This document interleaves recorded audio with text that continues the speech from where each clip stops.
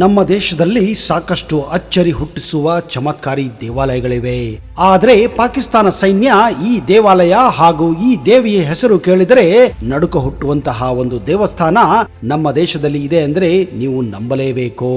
1965ರಲ್ಲಿ ಭಾರತ ಮತ್ತು ಪಾಕಿಸ್ತಾನ ಯುದ್ಧ ನಡೆದಾಗ ಈ ದೇವಾಲಯವು ದೇಶ ವಿದೇಶದಲ್ಲಿ ತನ್ನ ಚಮತ್ಕಾರದಿಂದ ಪ್ರಸಿದ್ಧಿಯನ್ನು ಹೊಂದಿತ್ತು. ಇತ್ತೀಚೆಗೆ ಮತ್ತೆ ಈ ದೇವಸ್ಥಾನದ ಕೆಳಗಡೆ 500 ಜೀವಂತ ಬಾಂಬುಗಳು ಕೂಡ ಪತ್ತೆಯಾಗಿವೆ. ಹಾಗಾದ್ರೆ ಆ ದೇವಸ್ಥಾನ ಯಾವುದು? ಆ ದೇವಿ ಯಾರು? ಯಾಕೆ ಪಾಕಿಸ್ತಾನ ಸೈನ್ಯ ಈ ದೇವಿಯ ಬಗ್ಗೆ ಅಷ್ಟೊಂದು ಹೆದರಿಕೆ ಇಟ್ಟುಕೊಂಡಿದ್ದಾರೆ? ಈ ಎಲ್ಲ ಮಾಹಿತಿ ನಿಮಗೆ ಬೇಕಂದ್ರೆ ಈ ವಿಡಿಯೋನ ಕೊನೆವರೆಗೂ ನೋಡಲೇಬೇಕು. ಅದಕ್ಕಿಂತ ಮೊದಲು ನೀವು ನಮ್ಮ ಚಾನೆಲ್ಗೆ ಹೊಸಬರಾಗಿದ್ದರೆ ದಯವಿಟ್ಟು ಈಗಲೇ ಸಬ್ಸ್ಕ್ರೈಬ್ ಮಾಡಿ, ಜೊತೆಗೆ ಬೆಲ್ ಐಕನ್ ಕೂಡ ಪ್ರೆಸ್ ಮಾಡಿ. ನಮಸ್ಕಾರ ಸ್ನೇಹಿತರೆ, ನಿಮಗೆಲ್ಲ ಆತ್ಮೀಯ ಹಾಗೂ ಅದ್ದೂರಿ ಸ್ವಾಗತ. ದೇವರು ಸರ್ವಾಂತರಯಾಮಿ. ಎಲ್ಲಿ ನಿಷ್ಕಲ್ಮಶ ಮನಸ್ಸು ಮತ್ತು ಕಾರ್ಯಗಳು ನೆರವೇರುತ್ತವೋ ಅಲ್ಲಿ ದೈವ ಶಕ್ತಿ ಇದ್ದೇ ಇರುತ್ತದೆ ಎಂದು ನಂಬಲಾಗಿದೆ. ಇದು ರಾಜಸ್ಥಾನದ ಜೈಸಲ್ಮೇರ್ ಜಿಲ್ಲೆಯ ಇಂಡೋ ಪಾಕ್ ಗಡಿಯಲ್ಲಿರುವಂತಹ ಒಂದು ಚಿಕ್ಕ ಹಳ್ಳಿಯಾಗಿದೆ. ರಾಜಸ್ಥಾನದ ಜೈಸಲ್ಮೇರ್ನಿಂದ 120 ಕಿಲೋಮೀಟರ್ ದೂರದಲ್ಲಿರುವ ಮರಳುಗಾಡು ಪ್ರದೇಶದಲ್ಲಿರುವ ತನೋಟ್ ಮಾತಾ ದೇವಾಲಯ ಭಾರತವನ್ನ ಹಾಗೂ ಭಾರತದ ಸೈನ್ಯವನ್ನ ರಕ್ಷಿಸುತ್ತಾನೋ ಎನ್ನುವ ಭಾಸವಾಗುತ್ತದೆ. ಯಾಕಂದರೆ ಪಾಕಿಸ್ತಾನ ಸೇನೆಗೆ ಈ ದೇವಾಲಯದ ಹೆಸರು ಕೇಳಿದರೆ ನಡುಕ ಹುಟ್ಟುತ್ತದೆ. ಇದರ ಹಿಂದಿನ ಕಾರಣ 1965ರಲ್ಲಿ ನಡೆದಂತಹ ಯುದ್ಧ.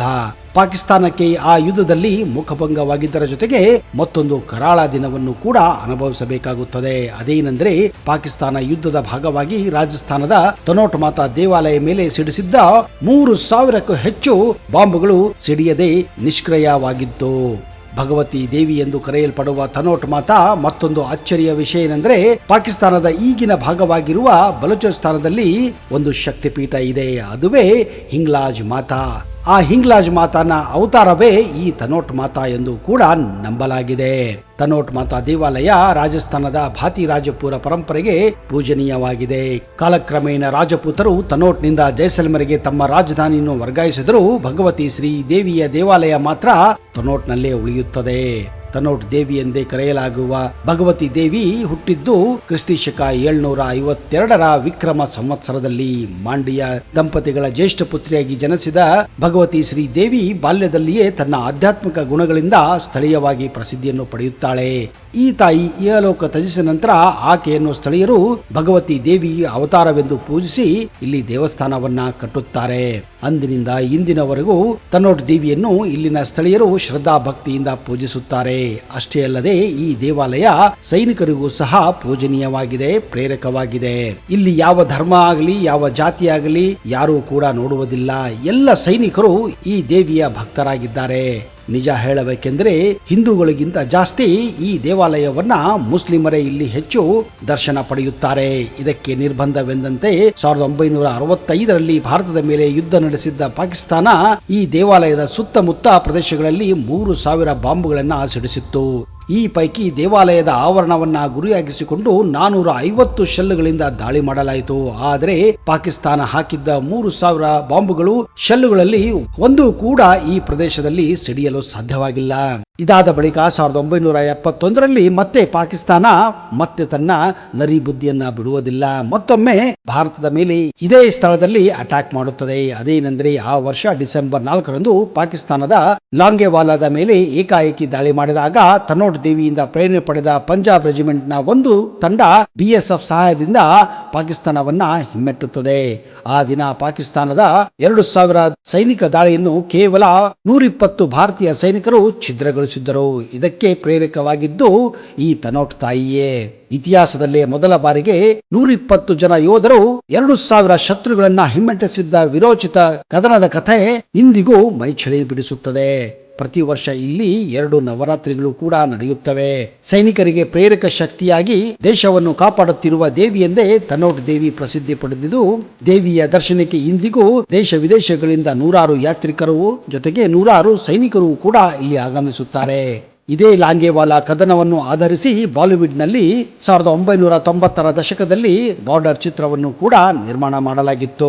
1965ರಲ್ಲಿ ಭಾರತ ಪಾಕಿಸ್ತಾನವನ್ನು ಸೋಲಿಸಿದ ನಂತರ ದೇವಾಲಯದ ಉಸ್ತುವಾರಿಯನ್ನ BSF ವಹಿಸಿಕೊಂಡಿದೆ.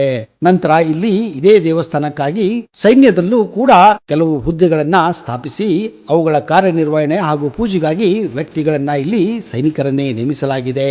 ಡಿಸೆಂಬರ್ 4ರಂದು ಲಾಂಗೇವಾಲಾದಲ್ಲಿ ಪಾಕಿಸ್ತಾನದವರು ಪೂರ್ಣ ಬೆಟಾಲಿಯನ್ ಜೊತೆ ಆಕ್ರಮಣ ನಡೆಸಿ 120 ಜನರನ್ನು ಹೊಂದಿದ್ದ ಪಾಕಿಸ್ತಾನದ ದುರಂಕಾರವನ್ನು ಭಾರತೀಯರು ಸದೆಬಡಿದಿದ್ದು ಈ ದೇವಸ್ಥಾನದ ಸಾಕ್ಷಿಯಾಗಿದೆ.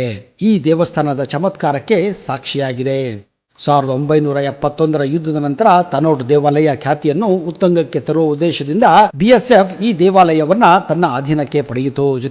ಜೊತೆಗೆ ಈ ಸ್ಥಳದಲ್ಲಿಯೇ ಈಗ ದೊಡ್ಡ ದೇವಾಲಯವನ್ನು ಕೂಡ ನಿರ್ಮಿಸಲಾಗಿದೆ. ಅಷ್ಟೇ ಅಲ್ಲದೆ ಅಲ್ಲೊಂದು ಮ್ಯೂಸಿಯಂ ಕೂಡ ಸ್ಥಾಪಿಸುವ ಮೂಲಕ ಭಾರತೀಯ ಶಸ್ತ್ರಾಸ್ತ್ರ ಮತ್ತು ಸ್ಫೋಟಿಸಿದ ಬಾಂಬುಗಳ ವೀಕ್ಷಣೆಯನ್ನು ಇಲ್ಲಿ ತೋರಿಸಲಾಗುತ್ತದೆ. ಈ ದೇವಸ್ಥಾನದ ಜೀರ್ಣೋದ್ಧಾರ ಮಾಡುವ ಸಂದರ್ಭದಲ್ಲಿ ಮತ್ತೆ ಈ ದೇವಸ್ಥಾನದ ಕೆಳಗೆ 500 ಜೀವಂತ ಬಾಂಬುಗಳು ಪತ್ತೆಯಾಗಿದ್ದು ಈ ಎಲ್ಲ ಜೀವಂತ ಬಾಂಬುಗಳನ್ನ ಈಗ ಅಲ್ಲಿಯೇ ಇರುವ ಮ್ಯೂಸಿಯಂನಲ್ಲೂ ಕೂಡ ಇರಿಸಲಾಗಿದೆ. ಇಲ್ಲಿ ಭಾರತೀಯ ಸೈನ್ಯದ ವಿಜಯ ಸ್ತಂಭವನ್ನು ನಿರ್ಮಿಸಲಾಗಿದೆ. 1971ರ ವಿಜಯದ ಸ್ಮಾರಕವಾಗಿ ಪ್ರತಿ ಡಿಸೆಂಬರ್ 16ರಂದು ವಿಜಯ ದಿನವನ್ನು ಕೂಡ ಇಲ್ಲಿ ಆಚರಿಸಲಾಗುತ್ತದೆ. ಸೈನಿಕರಿಗೆ ಪ್ರೇರಕ ಶಕ್ತಿಯಾಗಿ ದೇಶವನ್ನು ಕಾಪಾಡುತ್ತಿರುವ ದೇವಿ ಎಂದೇ ತನೋಟ್ ದೇವಿ ಪ್ರಸಿದ್ಧಿ ಪಡೆದಿರುವ ದೇವಾಲಯ ಇಂದಿಗೂ ಕೂಡ ದೇಶ ವಿದೇಶಗಳಿಂದ ಹಲವಾರು ಸೈನಿಕರನ್ನ ಇಲ್ಲಿ ಆಕರ್ಷಿಸುತ್ತದೆ. ಸ್ನೇಹಿತರೆ, ಇದು ಕೇವಲ ಸೈನಿಕರಿಗಾಗಿ ಕಟ್ಟಿರುವಂತಹ ದೇವಾಲಯವಲ್ಲ. ಇಲ್ಲಿ ಎಲ್ಲ ತರದ ಜನರು ಕೂಡ ಭೇಟಿ ಕೊಡಬಹುದು. ನಿಮಗೇನಾದ್ರೂ ಅವಕಾಶ ಸಿಕ್ಕರೆ ರಾಜಸ್ಥಾನಕ್ಕೆ ಅಥವಾ ಜೈಸಲ್ಮೇರಿಗೆ ಭೇಟಿ ಕೊಟ್ಟರೆ ತನೋಟ್ ದೇವಿಯ ದೇವಸ್ಥಾನವನ್ನ ತಪ್ಪದೆ ಭೇಟಿ ಕೊಡಿ. ಹಾಗೂ ಅಲ್ಲಿರುವ ಜೀವಂತ ಬಾಬುಗಳನ್ನ ನೀವು ಕೂಡ ನೋಡಿ ಅಚ್ಚರಿ ಪಡಬಹುದು. ಇಂತಹದೇ ಕುತೂಹಲ ಮಾಹಿತಿಯೊಂದಿಗೆ ಮುಂದಿನ ಸಂಚಿಕೆಯಲ್ಲಿ ಮತ್ತೆ ಬರುತ್ತೇನೆ. ಅಲ್ಲಿಯವರೆಗೆ ಜೈ ಹಿಂದ್, ಜೈ ಕರ್ನಾಟಕ. ನಿಮಗೆಲ್ಲ ಶುಭವಾಗಲಿ.